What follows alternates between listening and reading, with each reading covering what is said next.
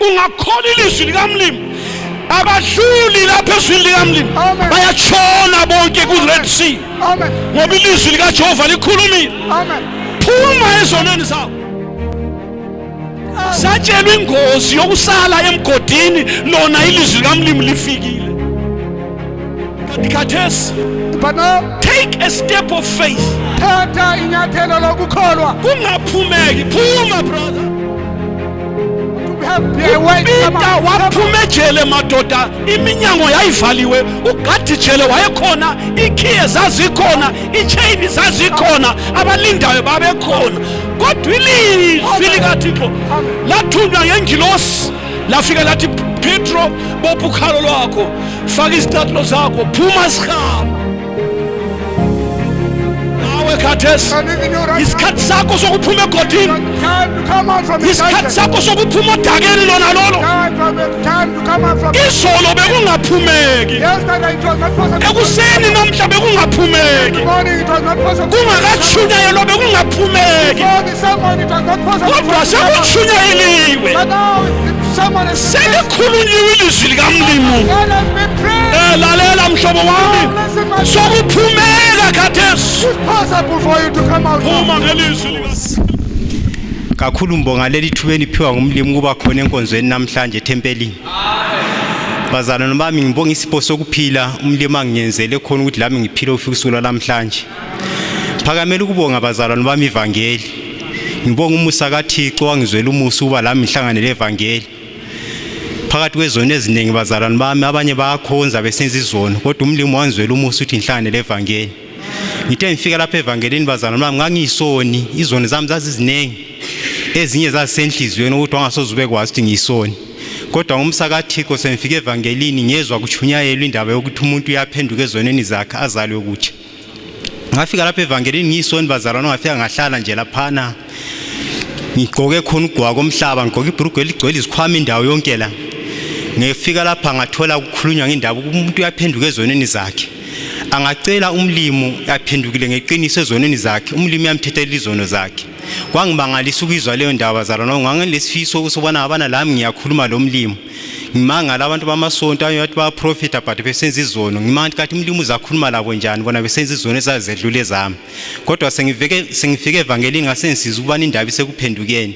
Ungaphenduka inhliziyo yakho yonke uzichiya izono, uchiya umhlaba ukhona, ucele kumlimi, umlimi abone uqinisile ubani izona usazifuna uyathethelelwa. Bazalwane bami, ngakhuthala inkonzo zevangeli kusukela leso sikhathi. Kuthe ngomsa kaThixo enkonzweni zaphakathi kweviki ngasenkulumani 12 kushunyayelwa ngendaba nalefana nayo kuzalwa ngokutsha. Ngacela enkosini yami yangizala ngokutsha. Kusukela leso sikhathi bazalwane bami, izono ezazinginqoba, umlimi wanika amandla okuzinqoba singisindisiwe. Anzange ngiphinde ngenze izono bazalwane bami. Ivangeli lamandla bazalwane bami ayisonto yangisoze izigwanisa izono zami ngoba ngangifisa ukulunga, kodwa kwakungatholakala emasontweni. Ngazwa njalo ngesinyathelo sobungcwele bazalwane bami, ngakhuthala lami ngaphitheka inkosi yami yangingcwelisa. Ngiyeza ukubana kumele ngiqhubekele phambili ngithola amandla kamoya wengcwele, amandla okufakazela inkosi ngimisibindi ngingesabi. Inkosi yangenzela umusa yangembesa ngamandla kamoya wengcwele. Bazalwane bami, ngiphilile kusukela lo umnyaka, ngasinzwa 2004. Kusukela lo umnyaka bazalwane zange ngiphinde futhi ngeze izono. Inkosi yangenzela umusa, ngithola ivangeli lonkosikazi, umlimi wangizwela umusa. Unkosikazi wami laye wafika evangelini wacela inkosi umusa enkosini yamsindisa, umlimi wasenzela kahle sachathi soleli ivangeli. Ngiyabonga bazalwane bami, kubonga kwami.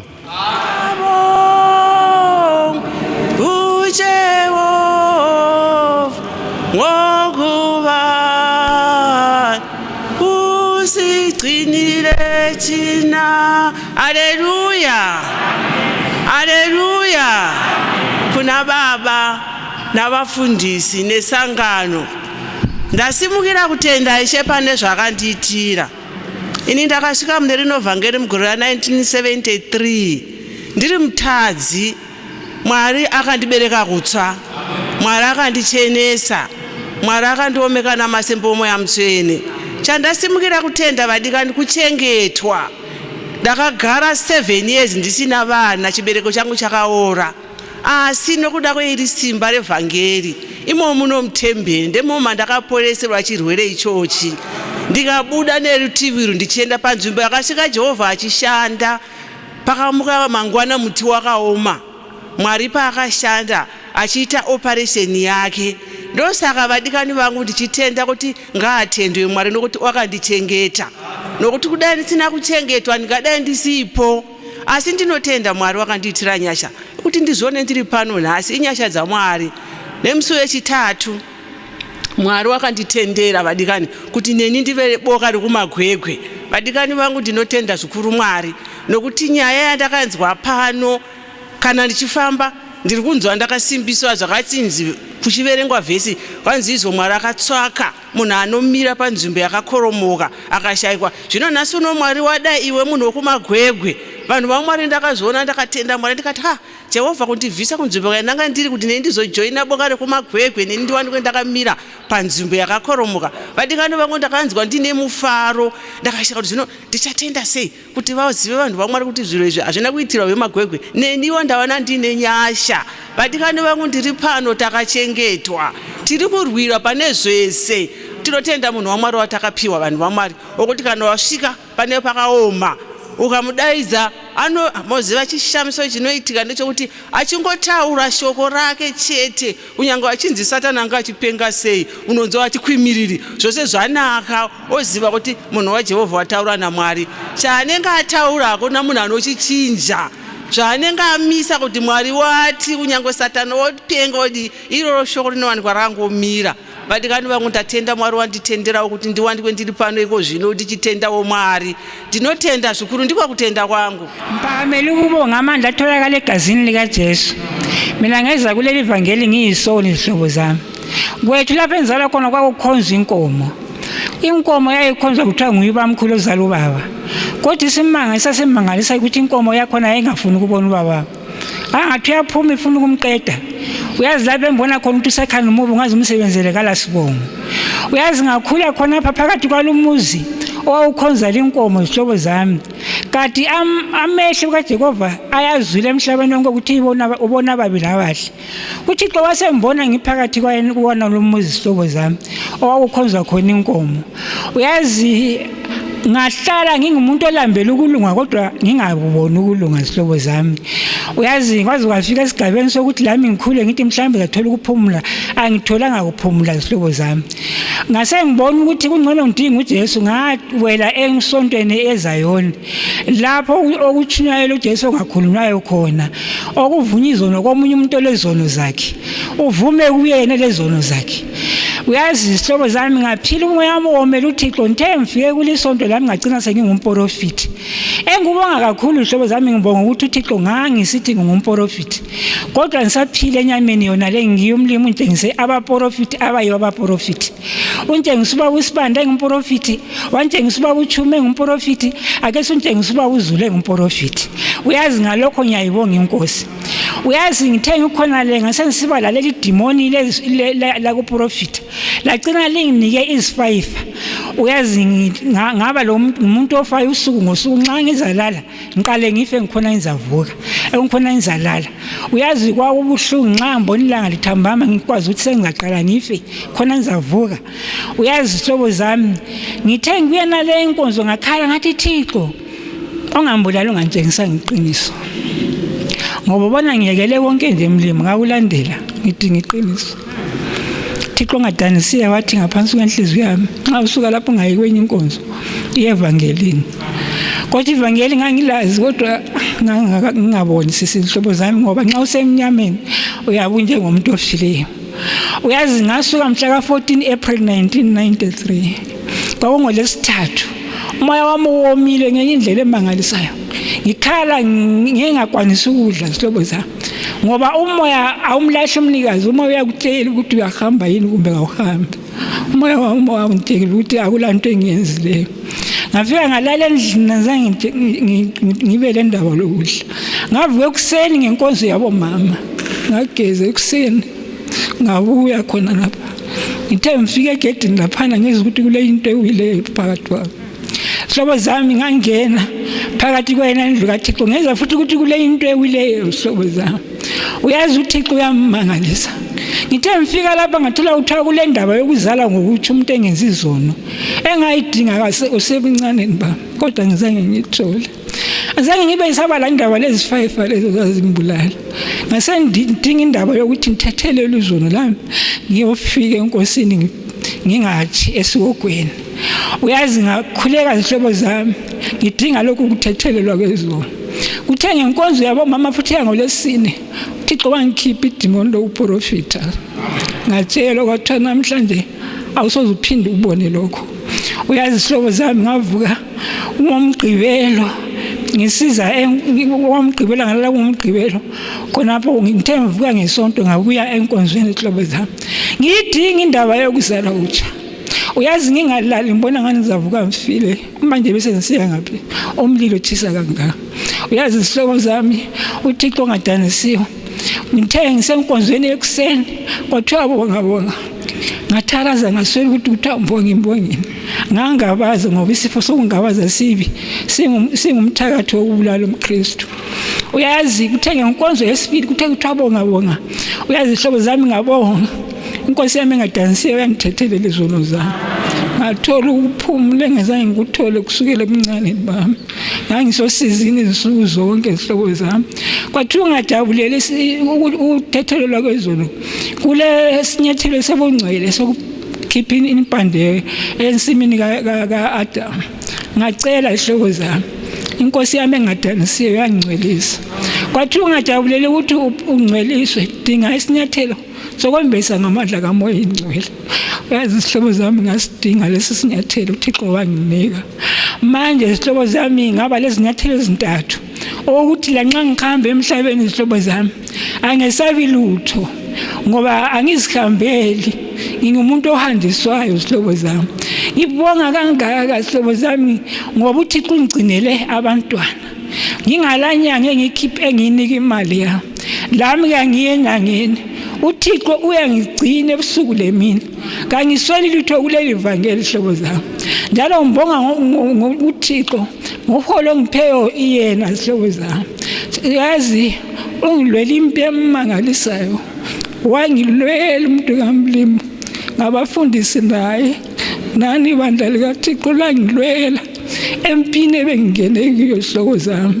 Uyazi ivangeli lihle ngoba lingumzali lingubaba lingumama lingugogo lingu-anti liyikho mhlawumbe engasibaba umholi lana izihlobo zami ngaka ngisekho ezweni kodwa ngibonga uThixo noma inyama ibuthakathaka inyama isendaweni yayo izihlobo zami ayimangalisi iyenzo wayo kodwa mina ngibonga ngisohambeni ngalindlela engumcingo engifundiswayo ukuthi ayidinga abaningi kodwa idinga wena wedwa.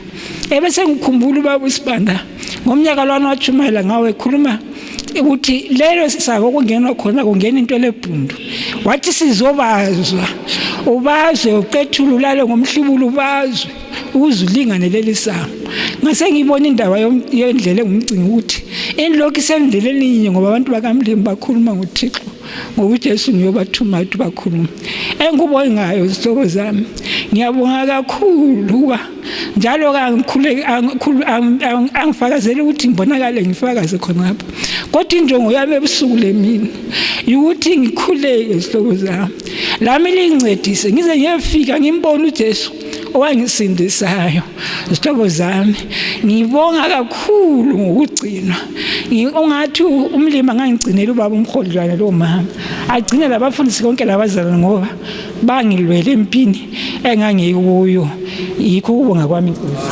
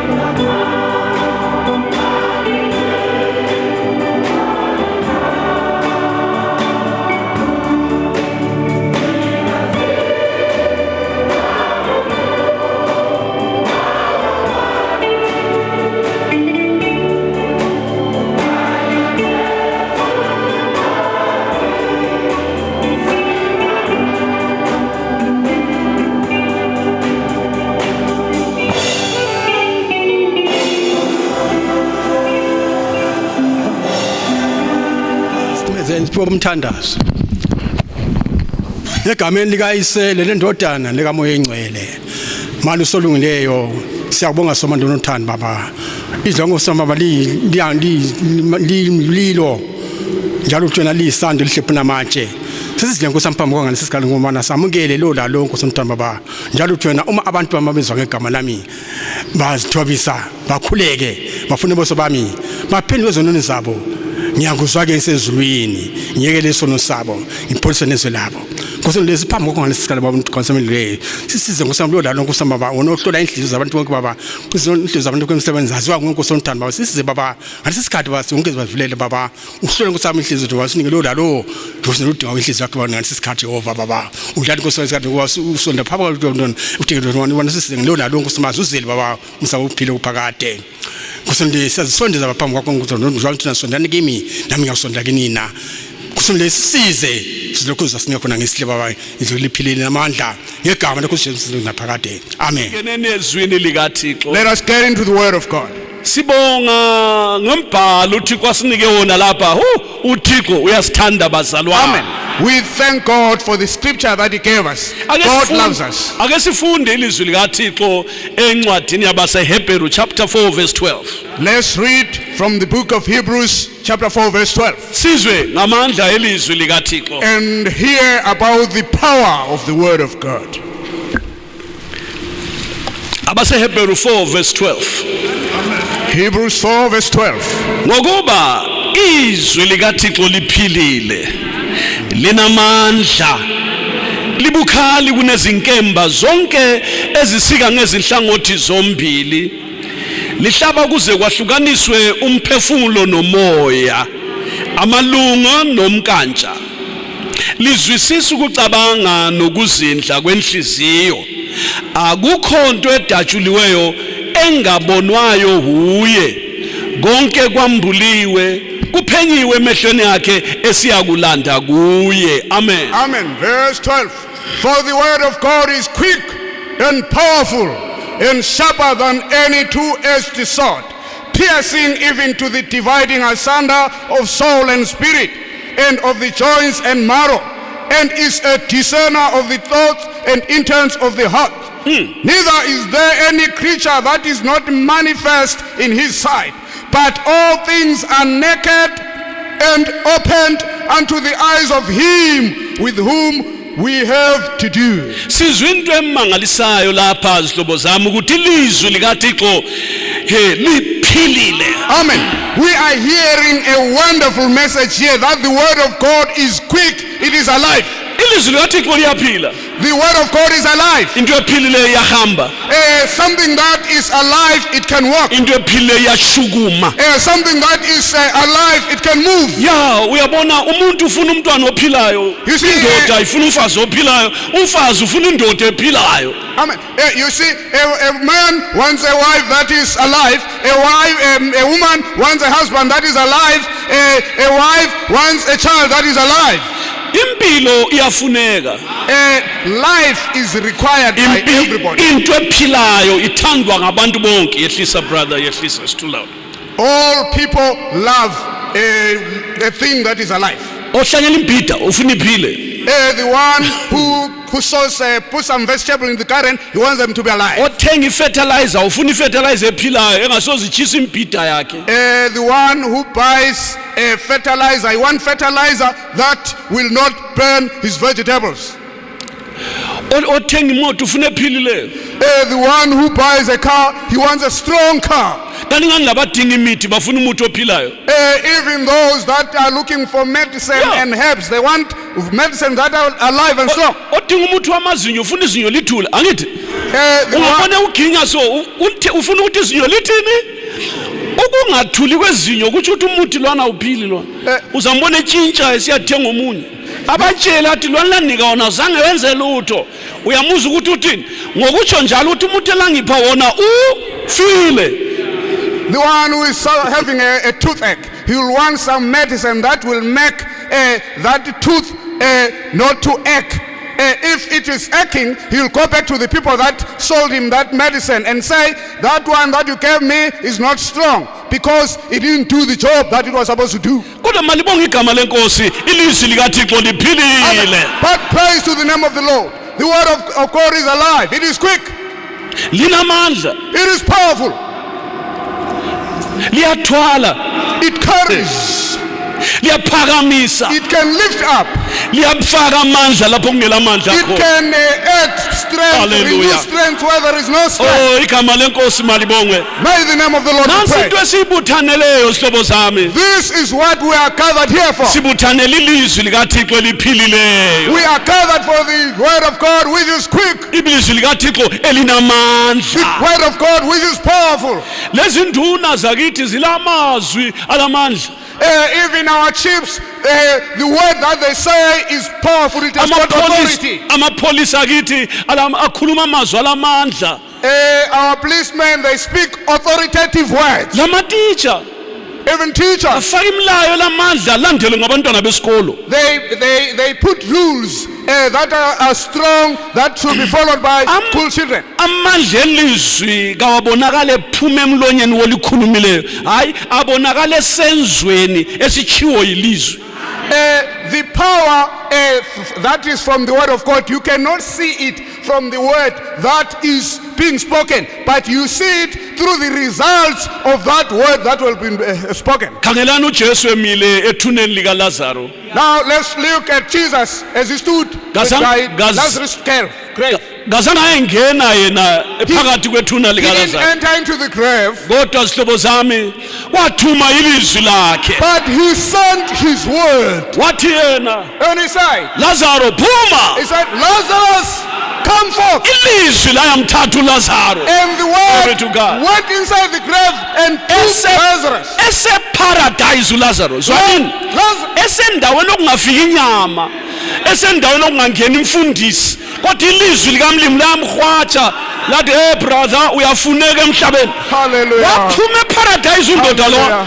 Esele more than 5 days Hallelujah. ehlezi khonale. Hallelujah. Kodwa waphuma bambone sisemnyango laphana. Amen. Ilizwi likaThixo liyaphila. Amen. Because the word of God Glory is to powerful. When Jesus spoke that word, it went to paradise where Lazarus had been for about 5 days. It came to him and said, hey, my brother, you are required, you are wanted on earth, come back to earth. Because it's powerful. Lamthatha eparadise. It took him from paradise. Ekuphileni ngale lamthatha. It took him from everlasting life. UThixo uyathuma ilizwi lakhe. Amen. Because God sends his word. Oh hallelujah. Glory to God. Nxa elithuma When he sends it, lithembekile it is lona. faithful. Alibuyeli kuye lingakufezanga lokho elithumele It khona. doesn't go back to him without accomplishing what he has sent him Manje it to do. namhlamini Now this afternoon, uThixo uthuma ilizwi lakhe kithi sonke la. God has sent his word to all of us here. Hallelujah. Glory to God. Lithunyiwe. It has been signed. Lithunywe. It has been sent. Lithunywe kuwe. God has sent it to you. Lithunywe lakimi. God has sent it to me also. Okuhle nanku. Now here's a wonderful thing. Akukho nto edatshiliweyo ngabonwa ilizwi likamlimi. There is nothing that has been created which cannot be seen by the word of God. Likubona ungena lapha. It saw you as you entered into this Sona world. sihlobo sami. Listen, Liyakwazi ilizwi likamlimi. the word of God knows you. Likwazi uhlupho lwakho. It knows your problem. Olusekhanda liyalwazi. It knows your problem that is in the head. Olusenhlizweni liyayazi. The problem that is in your heart. Uhlupho olusenyameni ilizwi liyalibona. In your flesh, the problem that is there. The Manje word of God knows. kalibuyeli mahara phakathi It kwabantu. doesn't come to people for nothing. Izoqeda inhlupho zakho namhlanje. It has come to finish all your problems. Nanko ke Oh, sikulandileyo. this is what have come here. Yes. Sizolungiselwa. God has come to make everything right for us. Ogulayo The one who is sick, ungabhekela izandla zikamfundisi. don't look at the hands of the minister. Kholwa ilizwi likaThixo. Believe the word of God. Ulokhathazo olusekhaya. Do you have a problem that you left at home? uThixo uyalithuma izwi lakhe khathesi khona. God is sending his word right now. Khathesi so Right now. ngalumzuzu wonalo. At this moment. Oh hallelujah. Glory to God. uThixo uJesu wathumela izwi lakhe laphilisa isisebenzi sesotsha elikhulu. God sent his word to heal the centurion servant. Isisebenzi lesiyana saphila ngaleso sikhathi uJesu akuthuma ngalilizwi. Amen. That servant was made whole, he was healed at that very moment when Jesus said those words. Isikhathi sakhona sibhaliwe eBhayibhelini. That time is recorded in the Bible. Uthe fika lowana kusasa endlini yakhe. Bamtshela bathi sephilile. Wathi uphile nini? Bamtshela wathi ngizolo ngehola elinje. Wathi yiso exactly isikhathi uJesu athume khona ilizwi. Amen. Glory to God. When he got home the following day, they said the servant is healed, and they said at what time was he healed, and then they said at this hour yesterday, and he knew it was the same hour when Jesus spoke those words. Nawe and you lalela awudingi ufike endlini yakho ukuthi uhlupho lwakho luphele. Olusendlini luphela khathesi. Umlimi ekhuluma so khathesi. Praise the God. Praise God. You don't need to go home. Your problem will be finished right now. As God is speaking right now. As God is speaking. Right now your problem has been finished. Lalela mhlobo wami. Listen. Izulu kalimanzisi umuntu seliqeda ukuna. Limanzisa umuntu lisina khona. When it's raining, it is when you get wet. You don't get wet after the rain has finished raining. Uyakholwa? Do you believe that? Uyakholwa? Do you believe that? Akube kuwe ke njengokukholwa kwakho. Let it be unto you as you believed. Lalela. Listen. Balu verse 2 ka chapter 4. Verse 2 ngokuba of chapter 4 Hebrew. Nathi sishunyayezwe izindaba ezinhle njengabo labana basendulo labana. Amen. Kepha izwi abalizwayo alibasizanga bona lingahlanganiswa nokukholwa kwabalizwayo. Amen. Uyakuzwa lo? Verse 2. For unto us was the gospel preached as well as unto them, but the word preached did not profit them, not being mixed with the faith Amen. in them that heard it. Nxa ulizwi ilizwi likamlimi. When you hear the word of God, thatha ukukholwa. take your faith. Thatha ilizwi likamlimi. Take the word of God. Hlanganisa. Mix them together. Hlanganisa. Mix them together. Phuma isimanga somphefumulo A khona. miracle will result from that.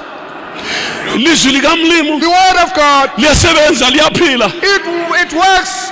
Wena okwenzayo. What you need to do. Ukukholwa kuphela. What you only need to do is to have faith. Kholwa ilizwi likamlimi. Believe the word of God. Lona leli hayikhona elinye. The same word of God that is being preached, not another. uJesu uzakwenzela isimanga. Jesus is going to make a miracle for you. Uyafuna ukusibona isimanga? Do you want to see a miracle? Hlanganisa ukukholwa kwakho lelizwi likamlimi. Mix your faith and the word of God. Namhla umlimi sesinikile izinto zethu khona. God has given us whatever we require. Ukuthi zibuye zivele. For them to be seen, to be manifest. You need to mix and steer together your faith and the word of God. Steer together, steer. Okufunayo kuyenzeka. What you need is going to take place. Akulanto ehlula umlimi. There is nothing impossible with God. Kulungile mzalwane lami ngothi ngikhuluma ivesi lakho akahlulwa lutho uThixo. For with God nothing shall be impossible. Amen. Kuyini? What is it? Kuvela ngaphi? Where is it coming from? Kufakwe mbani? Who put that problem? Vela uloyo mbani? Who bewitched you? Mbani otsingileyo? Who is it that bewitched you? Okuphosileyo mbani? Who is that bewitched you? Ongaba mkhulu kulelizwi likamlimi. Who can be more powerful than the word of God? Mahlabe Zulu. People of God. Bantu uncedo lufikile kithi phakathi kwethu la. Here's help that has come from God to us. Usizo lwethu. Our help. Luvela ezwini lika Jehova. It comes from the word of God. Ekuqaleni uThixo wenza izulu nomhlaba. In the beginning God created heaven and earth. Walenza ngelizwi la. He created them through his word. Ngakho lokho because of that. Okubonwayo nokungabonwayo kwavezwa ilizwi likaSomandla. All that is visible and the invisible people were created by the word of God. kwakungela lutho ngale ekuqaleni There was nothing in the beginning. umhlaba wawuze uyinqenge The earth was empty and void and void. Yes, thank you. umoya kamlimi moya wahlala phezu kwamanzi As the Spirit of God was on top of the water, lithi izwi likamlimi kwakumnyama ebusweni bamanzi they were told that it was dark on the face of the water. kodwa lalela ivesi elilandelayo But now listen to the next wathi verse. uthixo And God said, uzwile wathi uthixo and God said, izinto zinjalo when things were like that, kumnyama when it was dark like that, without form kungakhanyi lutho, kodwa wasesithi uthixo and God said, akube khona ukukhanya haleluya let there be light. uthixo ekhuluma At that moment when God spoke, lalela sihlobo sami kwaba khona ukukhanya at that very Amen. moment, light was there, became there. kalayithanga ithotshi He didn't put a switch on a torch. phuma ngalanga There was no sun. lalingakenziwa ilanga The sun was not yet there. lenziwa ngelanga ngabona lesi-4 lesi-5 angazi It was done later, maybe fourth day, fifth day. ukukhanya kwaba khona kungela nyanga But the kungela light, nkanyezi kungela langa kodwa kukhulumile ilizwi likamlimi the light came into existence when there was no moon, there was no sun, but because the word of God had said it. lalela mhlobo wami Listen, my nxa friend. kungela order empilweni yakho kumnyama ngapha nangapha kuvale ngapha kulomduli lapha kulamatshe phambili kulentaba emuva kulolwandle lapho umi khona lalela wena thatha ilizwi likamlimi lelo Praise the Lord. indlela iyavuleka ngoba angakhuluma The kuyenzeka Lord. When it's dark in your life, you are surrounded by things, Glory the to sea, God. this side, and the stones that slide, and everything is, there is no order. Just take the word of God. If you take the word of God, it's going to open the way. Amen. liyavula ilizwi likamlimi The word of God is going to open the way. namhlanje Today, abantu bathi kwizinto zivula automatic yebo people say things open automatically. awukaboni lutho wena You haven't seen anything. ilizwi likamlimi asilo automatic ilizwi likamlimi liyingcwele brother The word of God is not automatic. The word of God is holy. automatic is a carnal term Ukuthi ziyazenzakalela ngabantu laba abatsho njalo. it's people in their limited way of speech then they say things are automatic it's failure to describe things ilizwi likamlimi lona lingcwele lingakhulunywa zihlobo zami kuyenzeka glory to God lapho kungela order khona ilizwi likamlimi liyahlela Amen. lalela isisu esivalekileyo siyavuleka ngelizwi likamlimi amehlo avalekileyo ayavuleka inyawo ezingahambiyo ziyahamba ngelizwi likamlimi ingalo ezithwabheneyo ziyachwaphuluka nangu ugogo luthi wayefile lapha efakaza la ngachazanga lutho bohlala la iphansi akutshela kodwa ngelizwi likaJehova Through the word of God. lamhla nangu uyahamba na He can move. ilizwi likamlimi The liphilile word of God is quick. It can walk. It can create things. khathesi Listen. lisebenzela thina Today, now it is amen. working for us.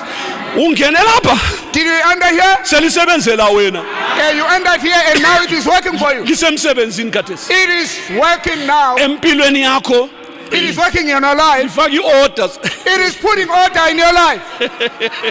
glory to God Amen. Praise the ukusithi izinto zakho azihambi Lord. That's not possible. Can you then say your things are not moving? ubusithi izinto zami azihambi You were saying your things are not moving. lalela brother No, listen. seziqalisile khona la Your things have started moving now. ngelizwi likamlimi leli Because of the word of God. lalela brother Listen, my brother. ijoni lalikhomanda amapholisa atshaya isaluti so ame straight The commander of the policemen used to command them, and they'll stand straight like that. lalela wena namhla ijoni lenkathazo yakho lizafaka iparade empilweni yakho into zihleleke so impilo yakho ibi confused ibi upside down so ubungakwazi ukuthi kwenzakalani kuhlangana amase locakho kuhlangana ibhida lechomolia kuhlangana ulusu lenyama zwana wena Amen. thatha ilizwi likamlimi Take the word of God. lihlele Take impilo the word yakho of so God. It is going to put order in your life. If the things were out of order, liyaphila leli the word of God is alive. liyasebenza lela, It is working. liyaphila ilizwi It likamlimi. is alive. It is Ya, quick. konke okukwehlulayo wena, What you cannot do for yourself, ilizwi likamlimi linamandla okukunqoba konke. it can conquer those things. Ukhathazwa isifo, Are you having a disease? kutsho ukuthi silamandla kulawe phela. That disease has got power over Nanka you. amandla adlulayo ke. Now here is power that is more than the power that is holding you. Umlimi uyalithuma ilizwi lakhe God sends his word abaphilise. and heals them. Uthi uDavida abakhulule emgodini yabo. Yes, and take them Hallelujah. out of their dungeon. Walithuma umlimi God sent this word to kwabamkholwayo. those that believe him. Walithuma uJehova He sent it to kwabamthembayo. those that trusted in him. Ngamajaha abantwana besiHebheru abathathu, The three Hebrew boys. uShadrach, Meshach That loAbednego. was Shadrach, Meshach, and Abednego. Bese ngxakini isihlobo zami. When they were in trouble, Bavukelwe ngumbuso, hathi ngamapholisa, ngumbuso waseBhabhiloni. when the kingdom has risen up against them, Bathi silahliwe ke ngumthetho walapha. and they said, you have been condemned by the law. Kumele litshe esithandweni somlilo. You are supposed to be burned in the furnace of fire. Hayi khona private. Not privately. Kwakuhlangenwe baba. There was a large gathering, Kubuthena amadoda elendebe ezingaka solo. multitude of men with Izikhwicamfundo zomthetho wakhona. yes, and the people, the learned people of those days, Abawubhalileyo labawuhlelileyo bekhona behlezi bekhangele.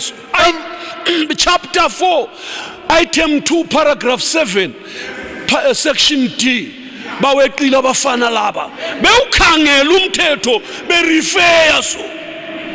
those who had written the law were referring to the law to say chapter such and section such. Those that broken this law, Besithi according to. and babethi bona ke ngenxa yalokho Lalela okulibhaliweyo. ngikutshele wena. Kodwa amajaha lawana kholwa kulizwi. But those boys believed in the word. Bakholwa uThixo wabo. They believed their God. Base besima. And they stood Bathi firm bona. and said, Noma kunjalo even if no matter what, singangena emlilweni thina. we can enter into that fire. Noma singatsha Even if we are burnt by kodwa the furnace, kuzasala kusaziwa we want a record to remain on earth ukuthi kasikhonzanga isithombe saseBhabhiloni esika that Nebuchadnezzar. we didn't worship Nebuchadnezzar idol in Babylon. Base bebabamba ke And they got hold of them babaphosela esithandweni somlilo. and they threw them into the furnace of fire. Lalela wena. Now listen. Lalela uThixo lokhonzwa yithi la. Now listen to the same God that we here worship. Wasethuma ilizwi lakhe. God sent his word. Ilizwi lakhe nguJesu The weNazaretha. word of God is Jesus. of Ilizwi Nazareth. lakhe nguKristu The kaThixo. word of God is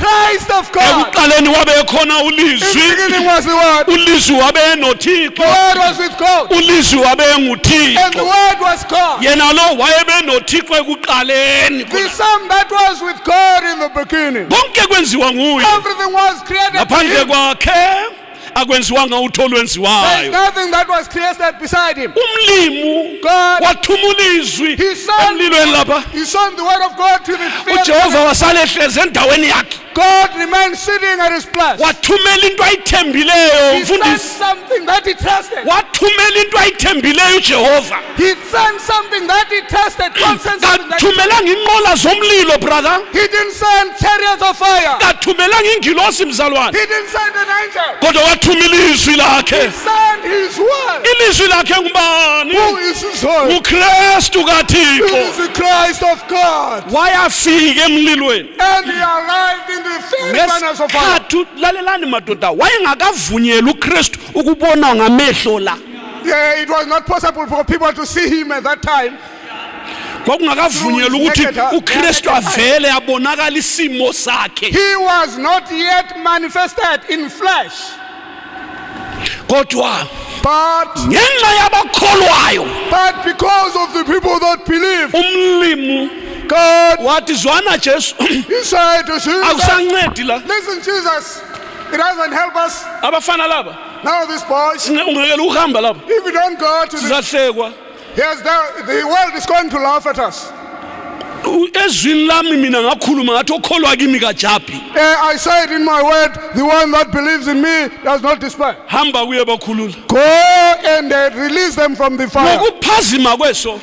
Immediately, in a twinkling of an eye, wayesefikile esithandweni somlilo. Jesus was in the fiery furnace of fire. uNebukadnezar uthethe imehlo suka. When Nebuchadnezzar looked at the furnace of fire, Wathi kanti madoda ngembuze may I ask, asiphoselanga abathathu yini lapha? didn't we throw 3 boys in here? Baconfirma bathi yes my worship. And they confirmed what he kunjalo Nkosi. Wathi kodwa no man sembona abantu abangifo lapha. And he said, but now I'm seeing 4 people. Lo munye lo ongafani labo lo. This other one does not look like them. Fana namadoda noThixo. He looks like the son of Yes. a God. Wayesefikile ilizwi likamlimi The khona. word of God had arrived. Lawe khathesi And do you know, usefikile phakathi kweproblem yakho khona he la. has come to your problem. Umlilo athi kuchisa sucichile. Fire that was burning you has been put out. Ufikile ulizwi The likaThixo. word of God has arrived. Lalela bala lapha.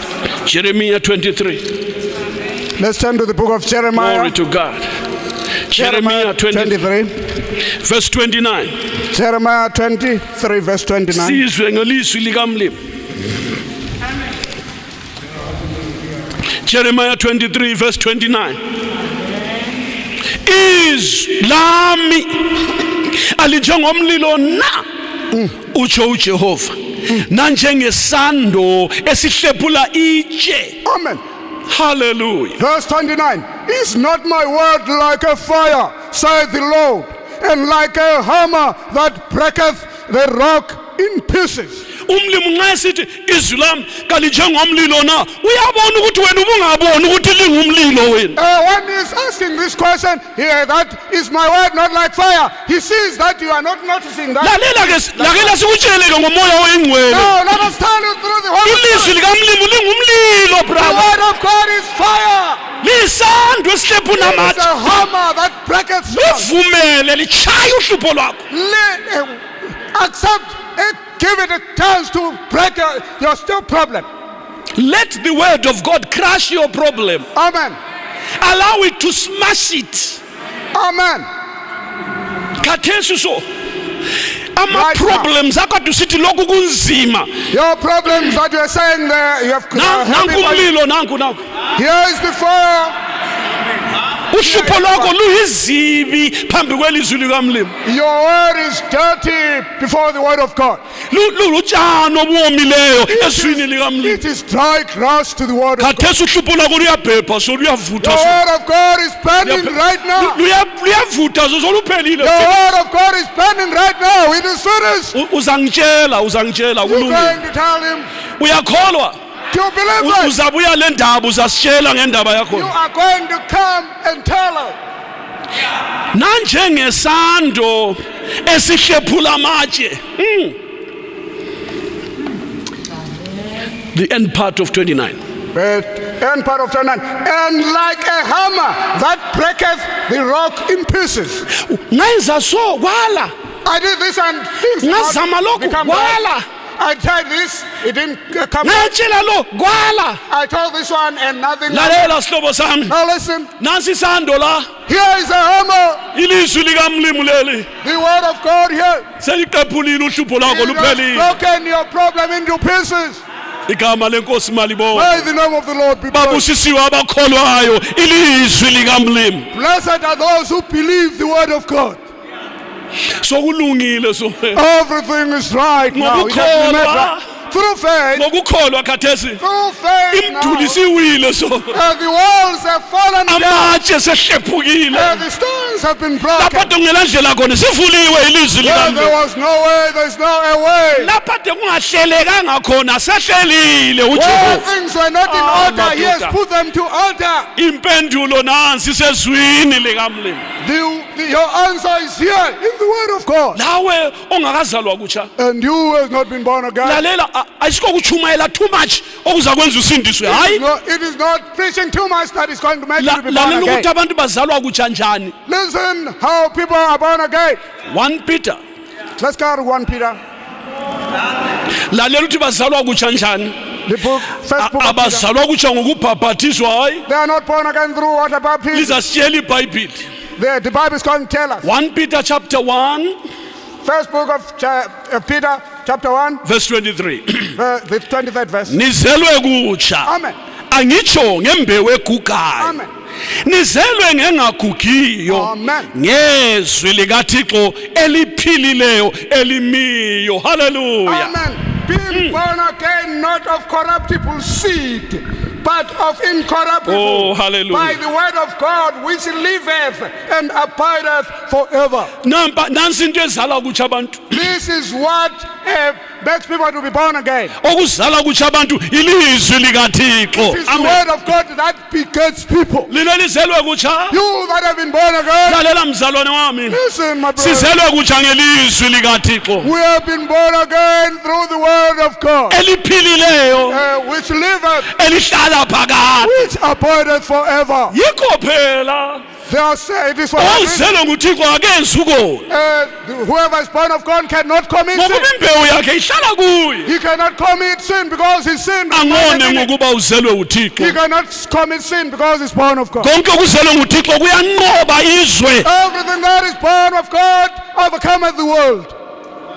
Ilizwi likaThixo The word of God. nxa ekhona lapho ongazalwanga If kutsha there's anyone here who is not liza born kusindisa again, ilizwi likaJehova you na. are going to be born again through the word of God. Kumele ukwenze wena. What do you need to do? Uyakholwa ilizwi likamlimi. Just believe the word of God Uphenduke ezonweni zakho. and repent from your sins. Awukhuthi uyazalwa kutsha namhlanje. If you repent from your sins, you are going to be born again today. Incwadi yabaseRoma chapter 10. Let's turn to the 10th book of Romans chapter 10. Abaseroma chapter 10. Romans chapter 10. Sesifikile sonke ngomsakamlimi chapter 10. Siqalise ku verse 6.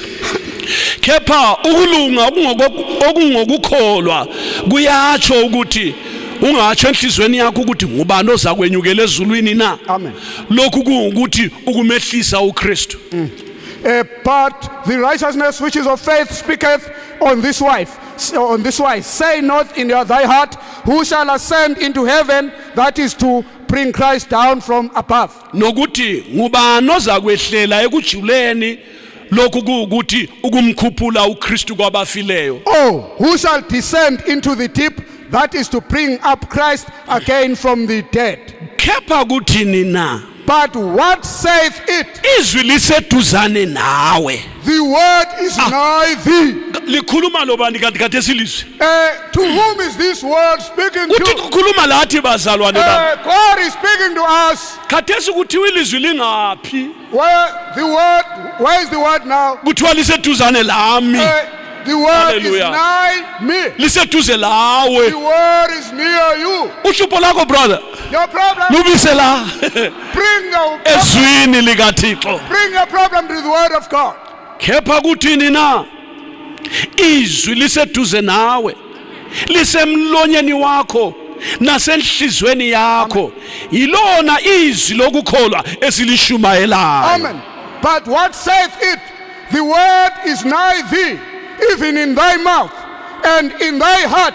That is the word of faith which we preach. Lokuthi uma uvuma ngomlomo wakho inkosi uJesu, ukholwe ngenhliziyo yakho ukuthi uThixo wamvusa kwabafileyo, uyakusindiswa. Amen. That if thou shalt confess with thy mouth the Lord Jesus, and thou shalt believe in thine heart that God hath raised him from the dead, thou shalt be saved. Ake libone nansi into liyana ekhulunywa kwabaHebheru ukuthi ukukholwa kumele kuhlanganiswe lelizwi likaThixo ukuze kuveze lokho okufunayo. Amen. Listen, this is what was said in the book of Hebrews, that you have to mix your faith and the word of God so that it produces what you want. Ungakholwa khathesi. If you believe now, Ilizwi liseduze lawe. the word that is near you, Elisemlonyeni wakho that is in your mouth, nasenhlizweni yakho. that is in your heart, Lona lelo lizwe lokukholwa the same word of faith, ilona lelo silishumayelayo. it is the same word that we are preaching. Nxa uvuma ngomlomo wakho If you accept the word ukholwe enhlizweni yakho and believe in your uyezwa heart. suhlanganisa manje You are mixing. nxa uhlanganisa As you mix it together usukholwa ngenhliziyo yakho and you believe in your heart, uthi umbhalo Scripture says, ilona izwi lokukholwa esilishumayelayo lokuthi uma uvuma ngomlomo wakho inkosi uJesu ukholwe ngenhliziyo yakho ukuthi uThixo wamvusa kwabafileyo uyakusindiswa. Amen. That Amen. if thou shalt confess with thy mouth the Lord Jesus and shalt believe in thine heart that God raised him from the dead, thou shalt be saved. Uyakusindiswa. Thou shalt be saved. Namhlo ongazalwanga kutsha Whoever is not born again nansi today, indlela yokusindiswa. here is the way through which you can be born Kholwa again. ilizwi likaThixo. Believe in the word of God. Verse 10. Ngokuba umuntu uyakholwa ngenhliziyo yakhe kube ukulunga. Uyavuma ngomlomo wakhe kube ukusindiswa. Amen. Verse 10. For with the heart man believeth unto righteousness, and with the mouth confessing is made unto salvation. Umbhalo uthi ilowo okholwa uye kayikujapha. Amen. For scripture said, whosoever believeth on him shall not be ashamed. Akukho kwahlukana kwabaJuda namaGreki ngokuba lowo uyinkosi yabo bonke ifuyele bonke abakhuleka kuye. Amen. For there is no difference between the Jew and the Greek. For the same Lord over all is rich unto all that call upon him. Verse 13. Bonke abaya kukhuleka egameni lenkosi baya kusindiswa. Amen. The 13th verse. For whosoever shall call upon the name of the Lord shall be saved. Bonke abaya kukhuleka egameni lenkosi bayasindiswa. For whosoever shall call upon the name of the Lord shall be saved. Ogulayo angabiza igama lenkosi uyaphiliswa. The one who is sick, if he calls upon the name of the Lord, he will be healed. Ongasindiswanga The one that has not been born again, ekholwa ilizwi likaThixo if he believes in the word of God, eliseduze kwakho that is near him, eliseduze lomlomo wakho kanye that is near your own mouth, lisenhlizweni yakho that is in your heart. ulikholwe lona leli lizwi If you believe the same way, the esilishumayelayo. same way that were preached, Lalela sihlobo sami, listen, my friend, umbhalo uthi the scripture says, uyakusindiswa namhlanje. you shall be saved today. Awula sizatho ke sokuphuma ungasindiswanga You don't have any reason for coming out here ngoba without being konke kukhona lapha ethempelini because likaJehova. everything is there here in this temple. Ilizwi likamlimu The word of God, liyazala kutsha. it becomes people.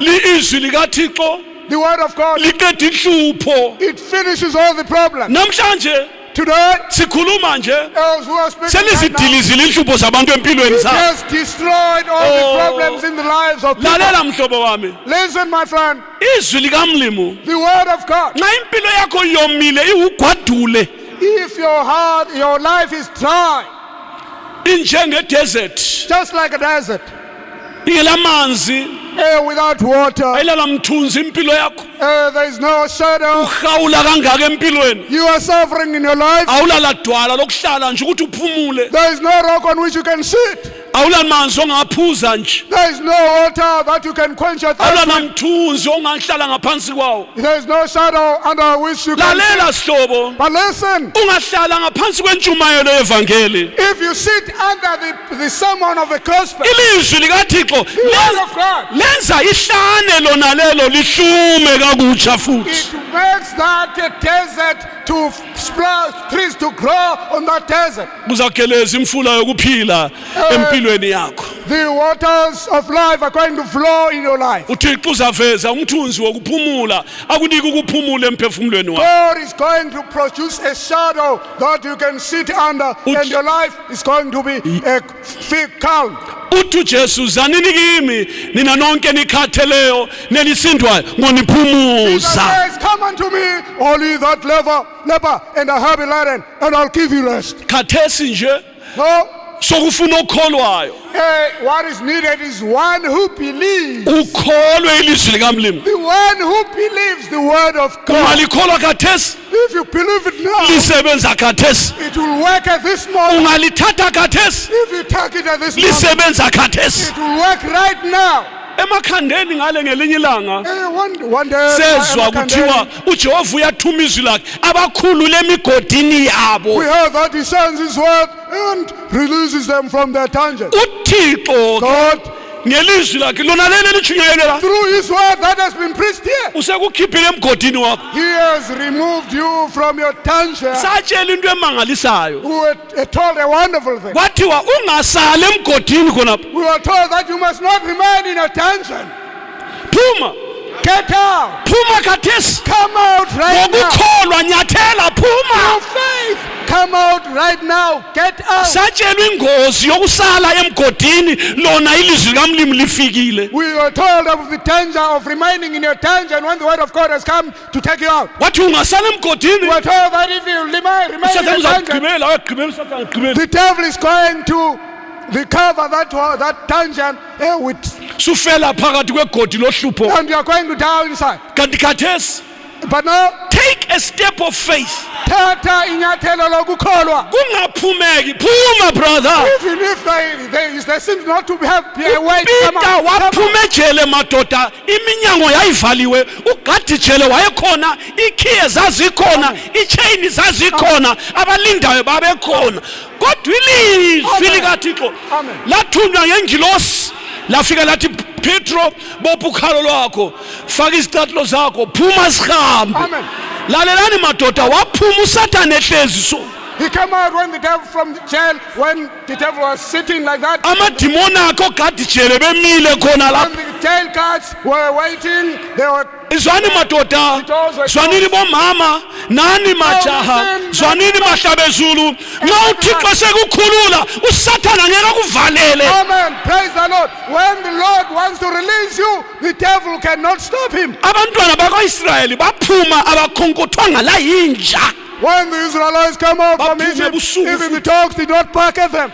inzinja zilobusindwe ebusuku The dogs make a noise during the night. zingabona into zingathi chwadi chwadi ziyawukhonkotha When they hear something, they just bark. kodwa But sekuphuma abaIsrayeli when the Israelites come out, bekhishwa ilizwi likamlimu lalela brother baphuma kuthule cwaka they came out. kwazwakala inyawo zabo kuphela There was quite lelizwi likaMoses esithi yena uThixo wabobaba bethu usikhulule kasihambeni Amen. baphuma abantwana bakwaIsrael Amen. Praise the Lord. Only the word of Moses was heard and nothing else. When he was saying, the God of our fathers has taken us out of Egypt. wabatshela wathi asiphasambeni He told them, let us go. asiphumenini Let us come out. bathi uthini And they said, what I bathi said. bathi bayakhangela When they watched and when they babona looked, iqegu liphambili laphana they saw the old man in front. dondolozela ngenduku yezimanga leyana He was using that rod of wonders. wahamba uMoses phambi kwabo He was walking in front of them. uSathane wasala eGibhite madoda And the devil remained in Egypt. wasale organize uSathane esephaphama mbayimbayi wavusa impi yakhe yonke wathatha the best army, the best weaponry, the best artillery, the best chariots, the best horses, the best spear, the hardest insimbi zabo lenduku zabo, and he took labo masport abantu okuthiwa ngobani laba marksmen bahamba babalandela. But listen, abantu abaphumile babekhitshwe lilizwi uSathane wayengachiwongo lilizwi ukuthi abalandele bafika olwandle olubomvu ilizwi likamlimi lathi thula Moses ungahlupheki batshele badlulele phambili kwakunjalo kungadluleki kodwa ilizwi lathi batshele bathini uJehova wasiveza ke ulwandle lwavuleka. Lalela ngutshele uSathane wazama ukulungisela uFaro nenqola zakhe lamakhomanda akhe kumele amadimoni uSathane namadimoni akhe. Lalela lenyoka zakini lamadlozi akini futhi lalela labathakathi bakini labo tikoloshi bakini lezambane zakhona lezikhova labo mangoya abamnyama abakini bonke labo bathakathi bonke ungakhola ilizwi likamlimi abadluli lapha ezwini likamlimi bayatshona bonke ku Red Sea ngoba ilizwi likaJehova likhulumile. Phuma ezonweni zabo, phuma ohlutshweni lwakho, phuma kuboshweni kwakho, uJehova uyakukhulula. Ungasali emgodini, Sathane uzakugqibela. The devil is going to come. Yala ukugitshelwa, yala Remain, don't refuse to be covered by the Yala. that danger. yala ngokukholwa, Refuse through faith. shinga ngokukholwa, Refuse through faith. uthi inkosi ngilapha. Say, Lord, I'm here. Khala njengoPeter Cry like Peter. wathi setshona emanzini, When he was drowning, wathi inkosi ngisize he said, Lord, help me. ngokuphazima kweso. If uJesu wambamba ngesandla, God got hold of him, uhambo lwaqhubeka. Glory to God. and the journey continued. Nawe khathesi, And even you today, nawe khathesi, and even you right now, isikhathi sakho sokuphuma egodini, time to come out from the isikhathi dungeon. sakho sokuphuma odakeni lona lolo. Time to come out from. Izolo bekungaphumeki, Yesterday it was not possible. ekuseni namhla In the bekungaphumeki, morning it was not possible. kungakatshunyayelwa bekungaphumeki, Before the sermon it was not possible. kodwa for it to come out. sekutshunyayeliwe. But now the sermon is finished. Selikhulunyiwe ilizwi likamlimu. God has been prayed. Lalela mhlobo wami, Listen, my sokuphumeka khathesi. it's possible for you to come out. Now. Phuma ngelizwi likaThixo. Come out through the word of uJesu God. uyakukhulula, Jesus is risen. uJesu ukhiphile ohlupheni lwakho. Jesus is removing. Phuma ngegama Come out likaJesu. through the name of Jesus. Ungesabi, Don't be afraid. ungesabi. Don't fear. Okubizayo nguJesu weNazaretha. It's Jesus who is Ungesabi. calling you. Don't be Ungesabi, afraid.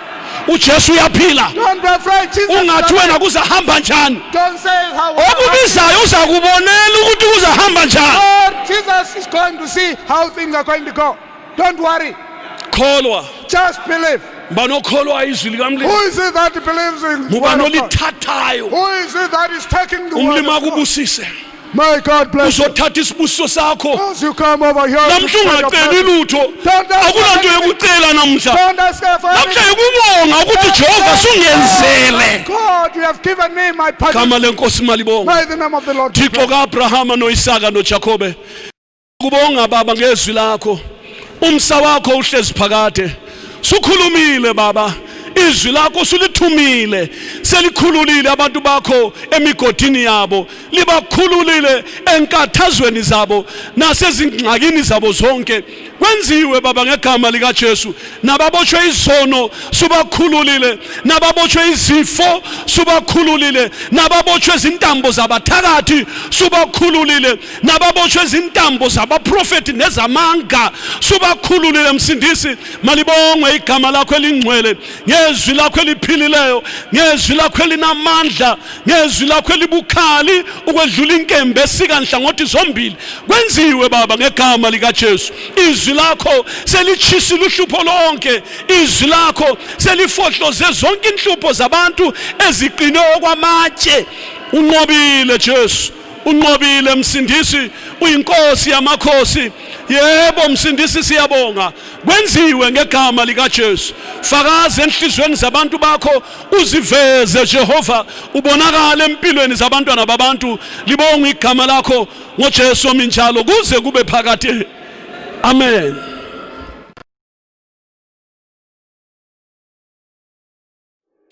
Ungakholwa ilizwi likamlimu, abadluli lapha ezwini likamlimu Amen. bayatshona bonke ku-Red Sea Amen. ngoba ilizwi likaJehova likhulumile. Amen.